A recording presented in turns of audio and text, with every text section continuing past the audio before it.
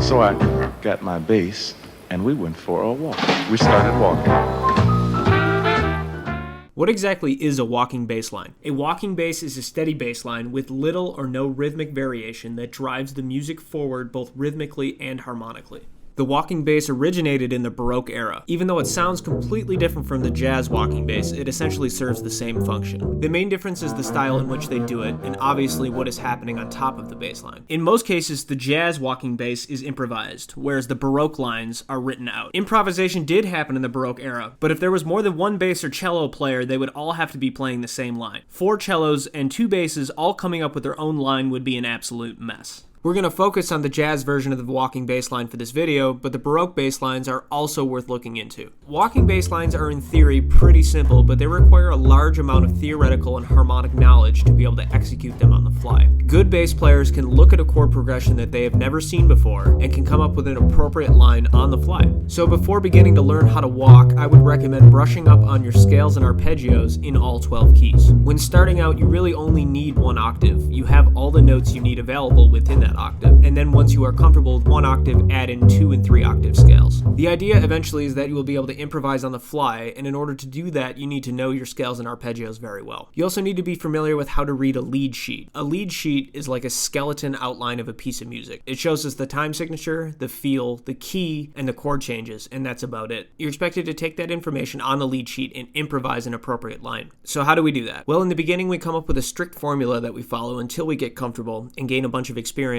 and then we can break all the rules. Most walking bass lines are in 4/4 and consist of quarter notes. So we'll come up with a formula for what to do on each of those beats. The first thing that we need to understand is chord tones versus non-chord tones. Chord tones are the notes that are a part of the chord, and non-chord tones are everything else. So the chord tones in C minor 7 are C, E flat, G, B flat, and the non-chord tones are everything else. It is important that you can spell out any chord you see on the page quickly so you know what notes are in that chord. So the first rule that we have in our formula is that chord tones are your friend. You can use them on any beat of the measure. Now, one of the main jobs of the bass is to connect one chord to the next, so we need to always be thinking about how to do that. The 2 ways that you should focus on for now is by fifth or by step, either half step or whole step. So let's say we're moving from that C minor 7 to an F major. We could approach that F by a fifth, so the last beat of that C minor bar would be a C, or we could approach it by step, where the last beat of the C minor bar is an E flat, or an E natural if you're feeling spicy. So now we've got 2 rules. Chord tones can, doesn't mean they always should, be used on any beat, and we should approach the next chord by a fifth or a step. Okay, it's starting to come together, but according to those rules, this would be acceptable. And last time I checked, this was called a walking bass line, not a leaping bass line. So for the next rule, prioritize stepwise motion and small jumps over leaps. Momentum is felt more through stepwise motion, and especially chromatic stepwise motion, and big leaps should be used sparingly. To solidify the harmony, it is best to start each chord change on the root. You can expand on this later, but follow it for now.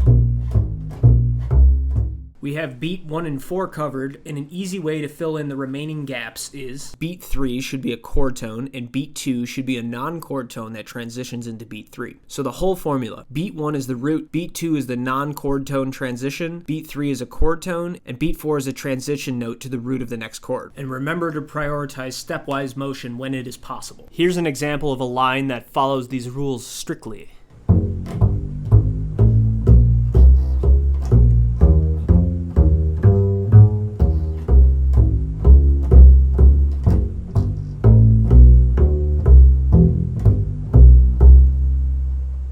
So practice this and get comfortable with it, and then slowly start picking at these rules. One trick that you can do to expand your palette right away in a 2-5-1 progression, which there's a lot of, is to follow these rules for the first measure and then walk down in all stepwise motion to the next chord. So for example, in this 2-5-1 progression, C minor 7, F7, B flat, for the C minor bar, your line could be,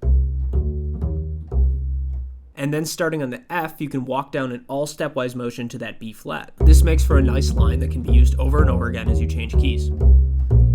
So where do we go from there? Begin picking at all those rules. Expand on your range. Experiment with beginning harmonies on the 3rd or the 5th. Incorporate sequences and arpeggios into your lines. The possibilities are endless. And of course, listen to the great bass players of the past. Walking bass is an art form, and no one formula can write all of your lines for you and turn you into the next great jazz player. But following this formula will get you started.